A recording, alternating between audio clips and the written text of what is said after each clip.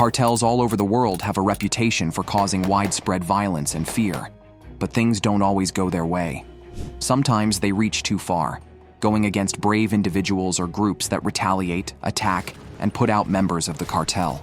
A dramatic image out of Matamoros, Mexico. 5 men found tied up near a pickup truck in the same area where the abduction of 4 Americans took place. These are 5 times cartels messed with the wrong people. 5. Lebaron family.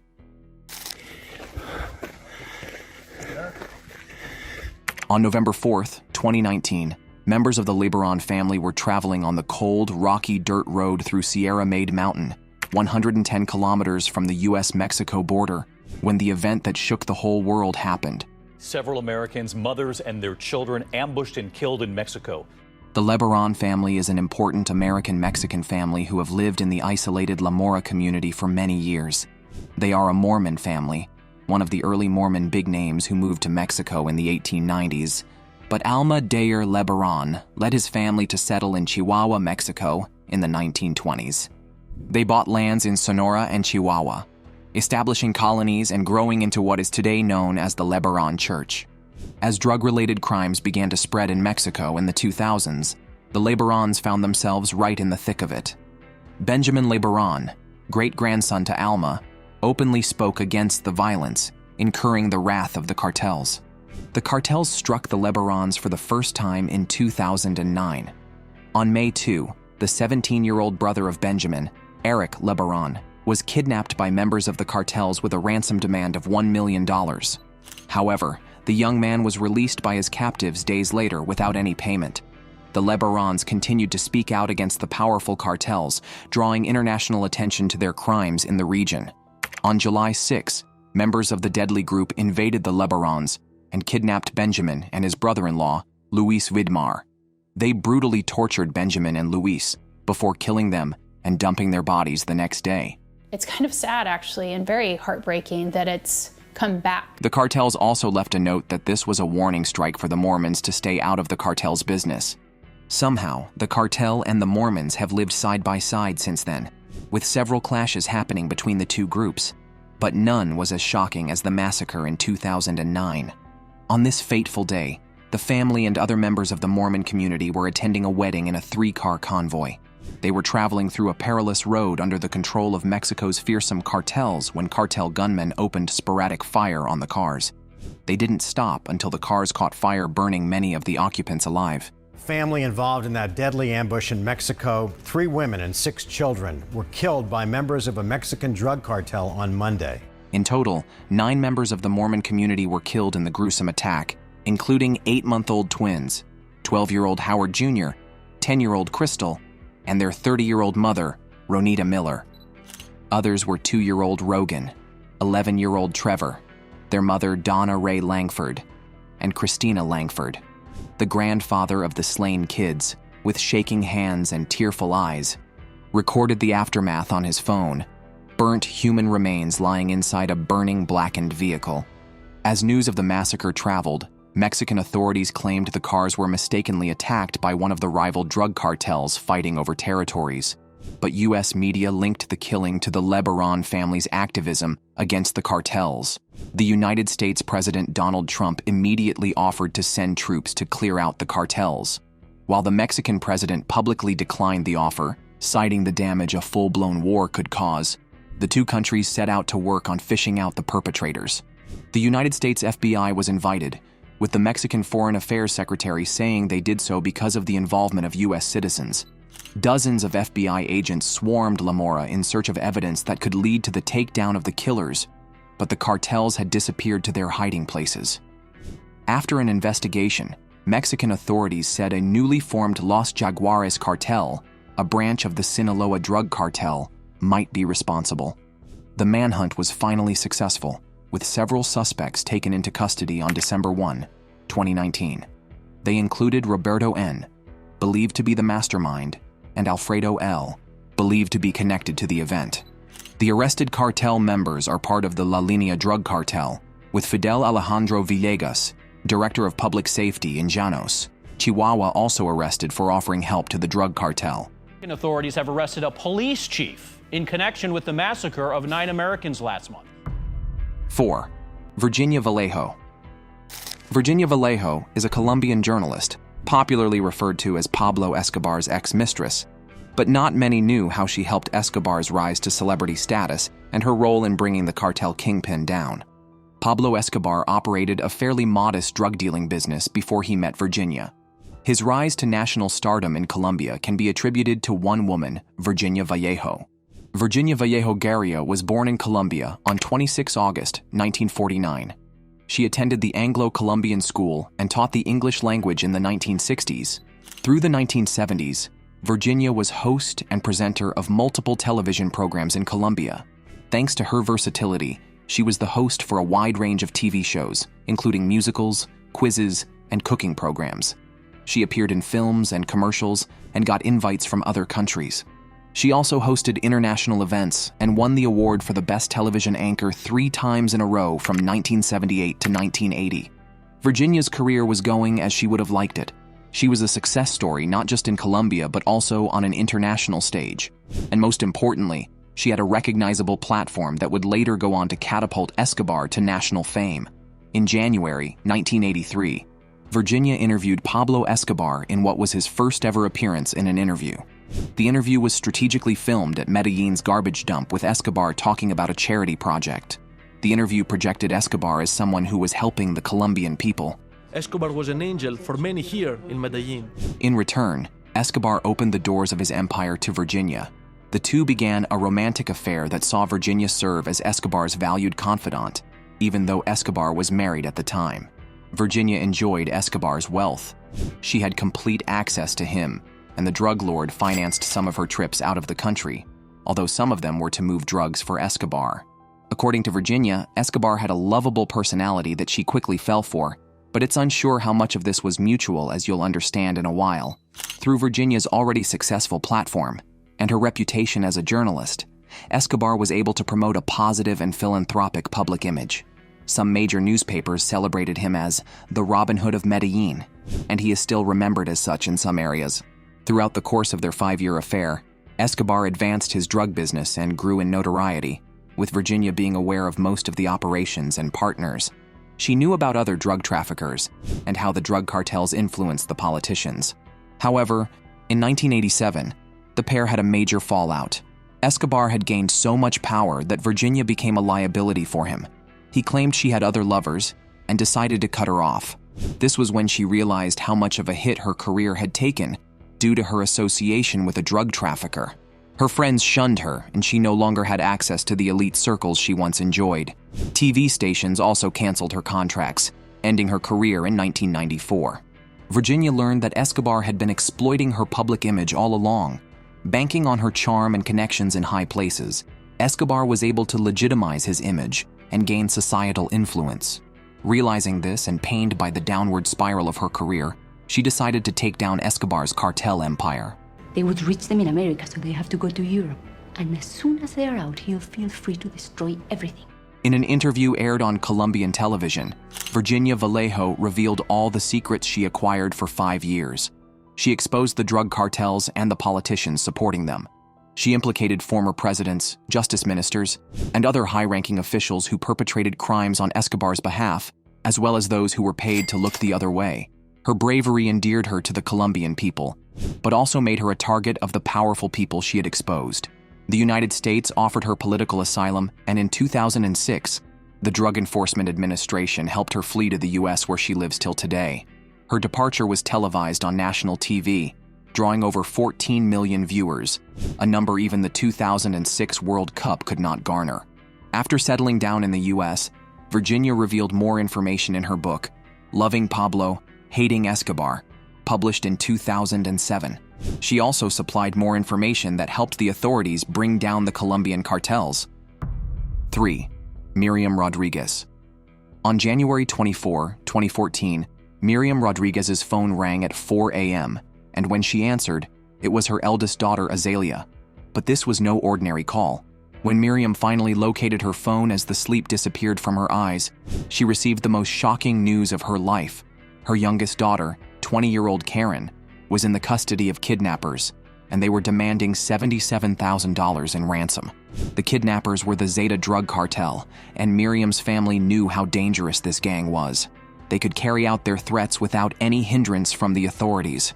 Quickly, family members raised the ransom and called the cartel for an exchange.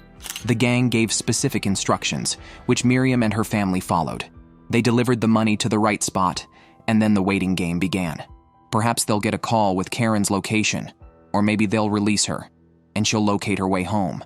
They waited and waited, but none of those happened. Karen was nowhere to be found. It turned out that the cartel needed more money, which they paid, but again, Karen did not return. It dawned on the family that Karen had joined the long list of victims lost to the violence of the Mexican cartel in San Fernando, Tamaulipas. Ever more remote routes to cross the country, and that leaves them vulnerable to criminal groups. However, Miriam was a brave woman who would not be silenced. She sought help from the police, but quickly discovered that they wouldn't help.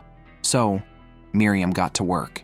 The tasks ahead were clear: locate remains of her missing daughter and find her killers. It would not be easy, but she was willing to go through whatever it took. She began conducting an investigation on her own. First, she met one of the cartel members, Sama, who promised to help for money. But this did not yield any results despite paying the amount demanded.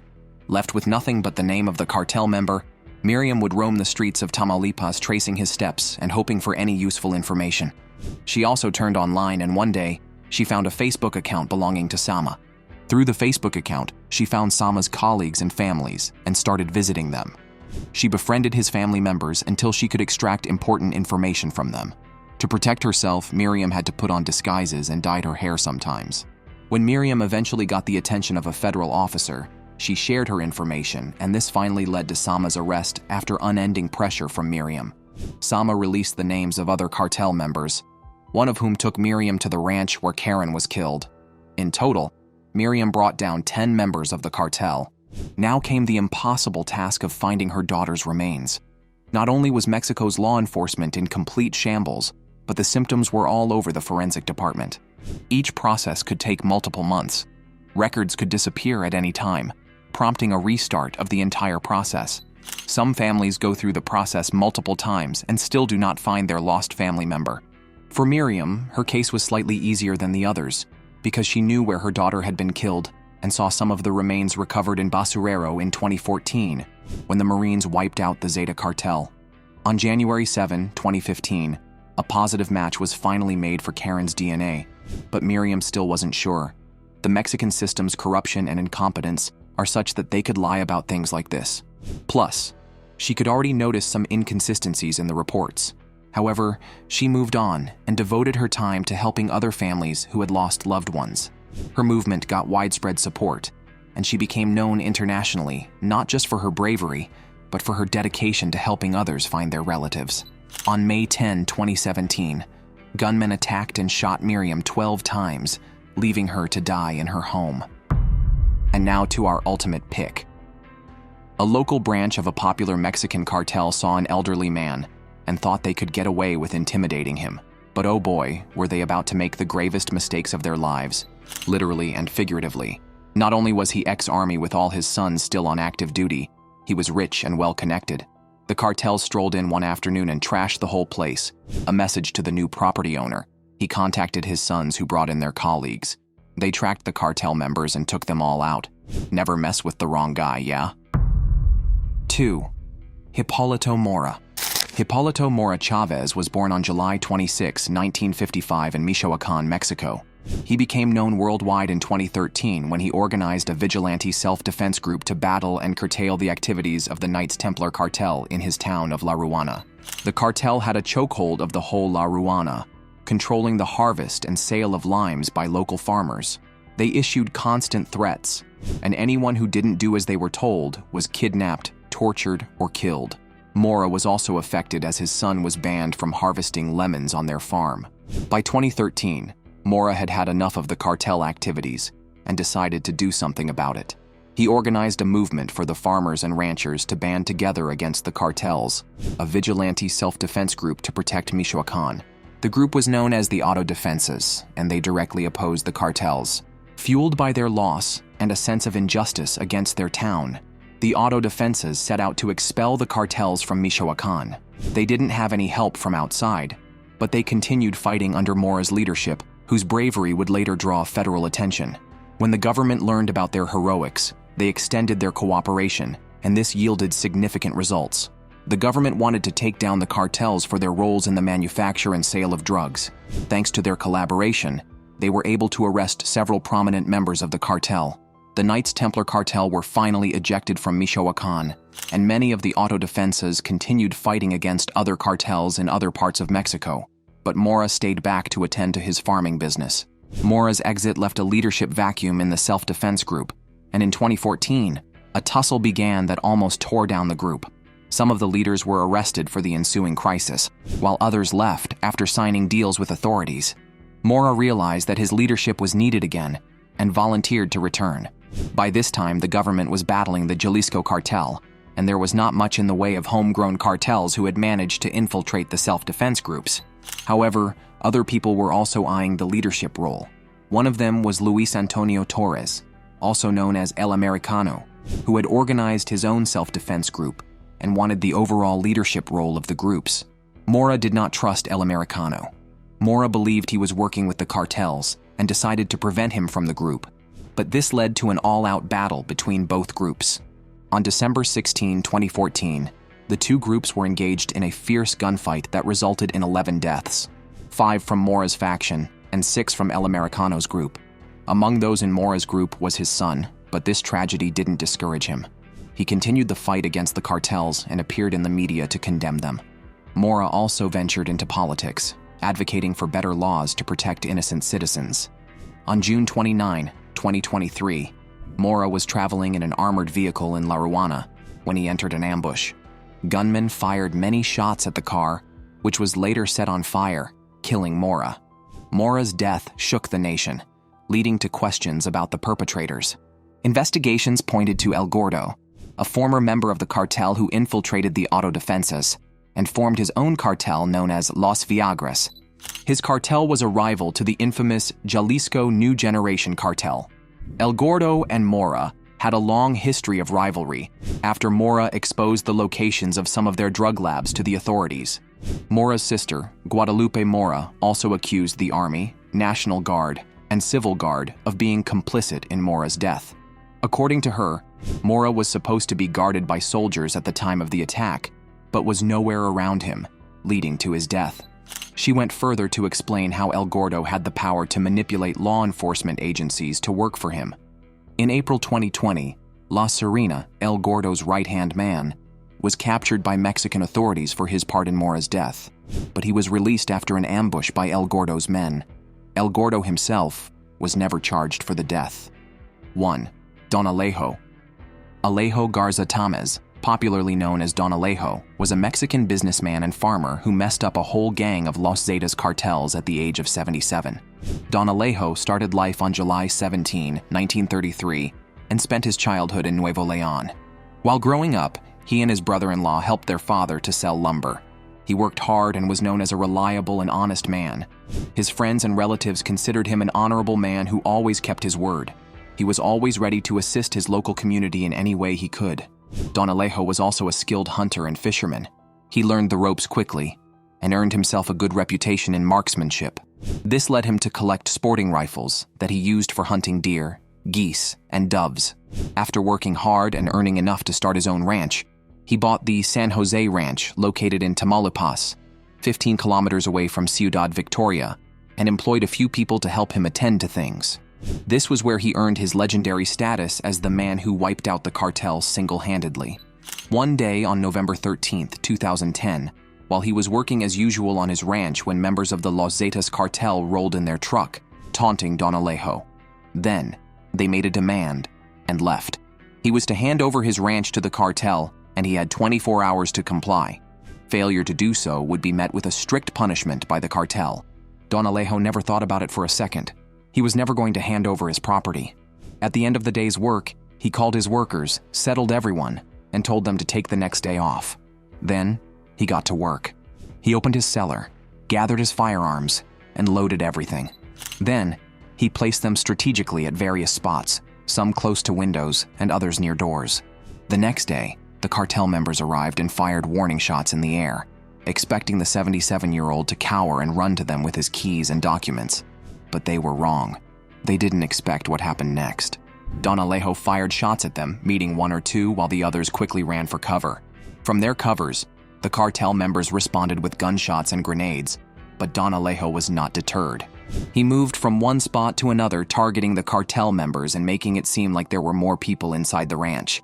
This went on for hours until the Mexican Marines were informed. As the Marines drew closer, the cartels were forced to abandon their quest, leaving their dead and wounded. When the Mexican Navy arrived at the ranch, they found 4 dead and 2 seriously wounded cartel members. On advancing inside, they found a deserted ranch with bullet holes everywhere. Inside one of the rooms, they found Don Alejo's lifeless body with 2 bullet wounds and injuries from grenade shrapnel. The story quickly spread through the whole of Mexico, granting Don Alejo an iconic status for his bravery and defiance of the deadly cartel group. Telling the stories of these brave people who went against the dangerous cartels tells you that ordinary people can do extraordinary things. Have you seen anyone as brave as these people? Tell us about them in the comments. As always, don't forget to like, subscribe, and check out our other videos.